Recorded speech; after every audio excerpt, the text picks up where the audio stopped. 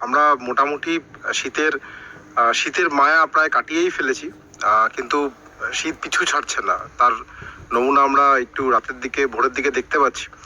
একটা ঠান্ডা ঠান্ডা ভাব রয়েছে, তবে আপাতত কয়েকটা দিন একটু তাপমাত্রা বাড়বে এই পূর্বাভাস আবহাওয়া দপ্তর দিচ্ছে যে রাতের তাপমাত্রা এবং দিনের তাপমাত্রা দুটো তাপমাত্রাই একটু একটু করে বাড়বে। মানে আবার দিনের তাপমাত্রাটা 30 ডিগ্রির কাছাকাছি পৌঁছেছে, এটা 30 ডিগ্রি পেরিয়ে কোনো কোনো জায়গায় 30, কোথাও 31, কোথাও 32 ডিগ্রিতে আগামী 3-4 দিনে পৌঁছবে। এবং রাতের তাপমাত্রাটাও কিছুটা অল্প অল্প করে বাড়বে, মানে খুব যে বিরাট পরিবর্তন হবে এরকম নয়, কিন্তু রাতের তাপমাত্রাটাও একটু একটু করে বাড়বে। বিশেষ করে মার্চের 2-3 তারিখ নাগাদ রাতের তাপমাত্রাটা অনেকটা বেড়ে যেতে পারে।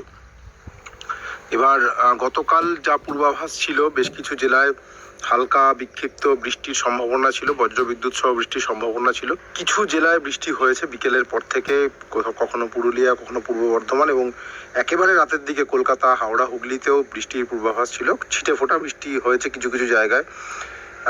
এই বৃষ্টিটা আবার ফিরে আসবে মার্চের প্রথম সপ্তাহে।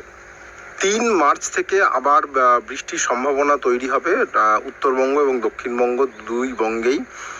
এর প্রধান কারণ এবং একমাত্র কারণ একটা শক্তিশালী পশ্চিমী ঝঞ্ঝা, যেটার কথা গত কদিন ধরে বলছিলাম, যে ফেব্রুয়ারির শেষে একটা শক্তিশালী পশ্চিমী ঝঞ্ঝা কাশ্মীর হয়ে, ফেব্রুয়ারি শেষ মানে আমরা ফেব্রুয়ারি শেষেই দাঁড়িয়ে আছি, আগামীকাল থেকে মূলত তার প্রভাব কাশ্মীরের পাহাড়ে পড়তে শুরু করবে এবং উত্তর ভারতের সমতলে 1 মার্চ থেকে তার প্রভাব পড়া শুরু হবে। মানে দিল্লি, পাঞ্জাব, হরিয়ানা থেকে শুরু করে উত্তরপ্রদেশ, মধ্যপ্রদেশ সব জায়গাতেই বৃষ্টি বাদলা, বিশেষ করে 1 মার্চ, 2 মার্চ, 3 মার্চ বৃষ্টি বাদলা হবে। এবং এই বৃষ্টিটা কিন্তু চাষের জন্য বেশ ক্ষতিকারক। তার কারণ বৃষ্টির সময় বজ্রপাত হতে পারে এবং শিলাবৃষ্টি, সব থেকে বড় কথা, শিলাবৃষ্টি হওয়ার একটা সতর্কবার্তা দেওয়া হয়েছে।